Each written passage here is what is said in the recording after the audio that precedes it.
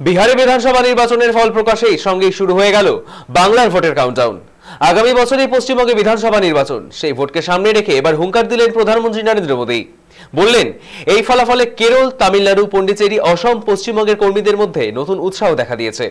এরপর পশ্চিমবঙ্গ নিয়ে বার্তা দিয়ে মোদী বলেন, বাংলার মানুষের সঙ্গে মিলে বিজেপি পশ্চিমবঙ্গ থেকেও জঙ্গলরাজ ছড়িয়ে দেবে। आज भाजपा की हर सफलता का आधार उसका कार्यकर्ता ही है। और अब आज की इस विजय ने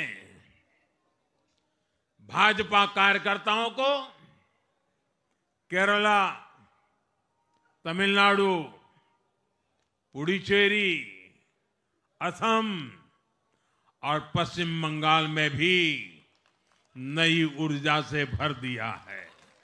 और हां, गंगा जी यहां बिहार से बहते हुए ही बंगाल तक पहुंचती है।